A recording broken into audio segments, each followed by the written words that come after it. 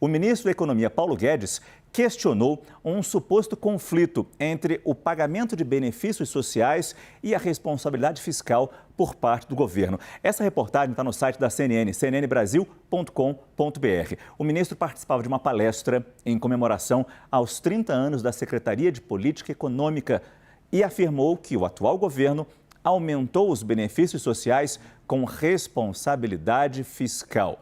Vamos ver exatamente o que disse o ministro da Economia, Paulo Guedes, e a crítica ao presidente eleito e a todo o grupo de transição que trabalha neste momento, nessa transição entre Jair Bolsonaro e Lula. Disparamos o maior programa social que já houve com a responsabilidade fiscal. Então, que historinha é essa de conflito de social com fiscal? Isso revela ignorância, desconhecimento, incapacidade técnica de resolver problemas que nós tivemos, junto ao Congresso, que colaborou, junto à Suprema Corte, junto ao TCU, foi um trabalho conjunto.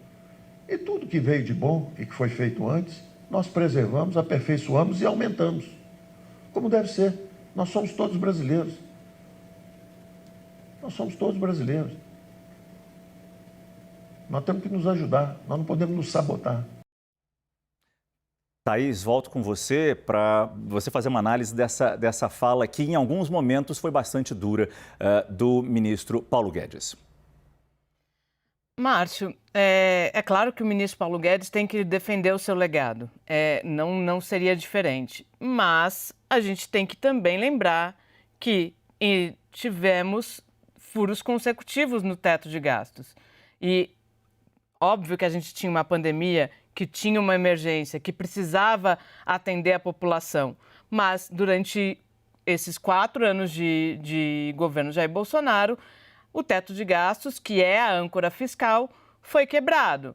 Então, pode ser que o ministro, e eu entendo um pouco o que o ministro diz ali, que ele conseguiu segurar uma série de outras demandas que existia. Sim, ele fala muito, quando a gente conversa com ele, sobre a questão de aumento salarial, que ele conseguiu segurar do funcionalismo e outras medidas que Paulo Guedes gosta de elencar. Mas a gente não pode esquecer que a gente teve consequentes furos no teto, o mais recente deles às vésperas da eleição, para conseguir aumentar o Auxílio Brasil justamente no período pré-eleitoral. Então, tem que colocar essa fala num contexto mais amplo na minha avaliação.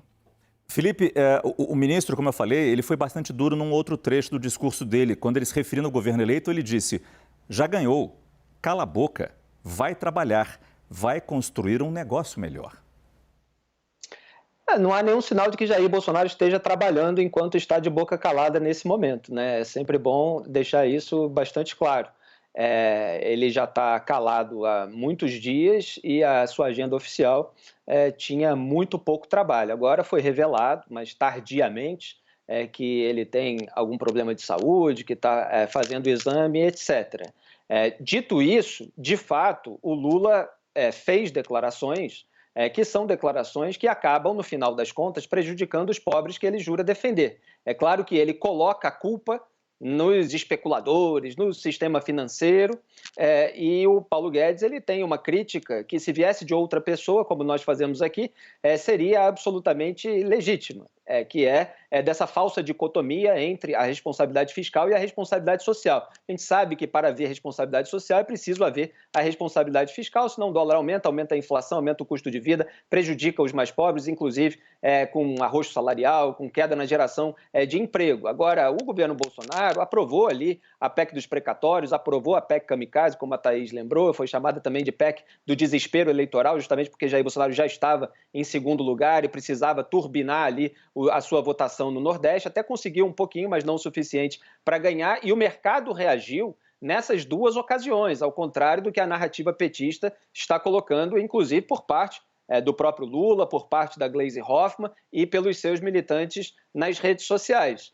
O que acontece é que agora a gente já tem as contas públicas, o orçamento tudo arrombado, então, quando todo mundo está na beira do precipício, um passo é a queda, e a reação me parece mais forte, porque você está num começo de governo já acenando dessa maneira. O Lula fez ali uma lembrança de como foi o primeiro mandato para tentar amenizar tudo isso, um pouco mais sintonizado com aquilo que Geraldo Alckmin disse, mas ele não fala da mesma maneira que o Geraldo Alckmin. Geraldo Alckmin disse não haver hipótese de irresponsabilidade fiscal. O Lula simplesmente, depois de toda a repercussão negativa, ele lembra o seu primeiro mandato como se ele representasse aquilo que o Lula realmente pensa. E a gente vai ver na prática agora as negociações depois dessa apresentação dos 200 bilhões fora do teto. É isso. O nosso... Por favor, desculpa. Desculpa. Não, vai o seu. Olha, eu queria só voltar um pouco Pode falar. Por que nós temos toda essa confusão a respeito da PEC da transição? Por que estamos falando sobre isso agora? Não é isso? Transição, uma emenda constitucional para preparar a chegada do novo governo. Por que está acontecendo isso?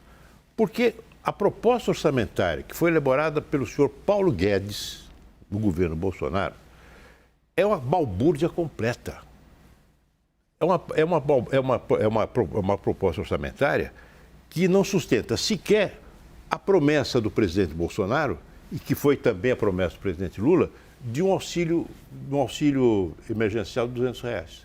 600. R$600. Quer dizer, o fato é que a bola está inteiramente quadrada. O orçamento que o senhor Paulo Guedes preparou, talvez ele seja muito trabalhador, mas às vezes determinadas virtudes agravam o inconveniente de certos vícios. O senhor que é muito trabalhador e é incompetente, cria problemas maiores. Então ele fez um orçamento que não fica de pé. Por isso é que é preciso essa gambiarra para permitir que o próximo governo comece a governar, recebendo a possibilidade de ultrapassar os limites do teto de um determinado volume a ser negociado com o Congresso Nacional. Se é 200 milhões, é menos? Quanto é que precisa realmente para pagar a Bolsa Família, a merenda escolar, a farmácia popular? Quanto é que precisa? Não é 200? É 150? É 100? Tem que ser isso, né? Isso vai ser visto na negociação com o Congresso Nacional. Agora, o fato é que o orçamento está inteiramente fora de ordem. Vai ter que ser ordenado novamente ao longo deste ano, ao ano que virá.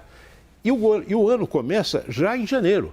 Então não dá para esperar uma renegociação completa do orçamento para depois pagar o auxílio, a Bolsa Família. Tem que começar a pagar já em janeiro. Por isso é que há necessidade dessa coisa emergencial. O ministro levanta um ponto extremamente importante, que é o papel da negociação, o papel do Congresso, da Câmara, do Senado, conversando, se encontrando, para acertar esse orçamento que veio absolutamente incompleto frente às promessas de campanha do próprio presidente feitas durante a eleição.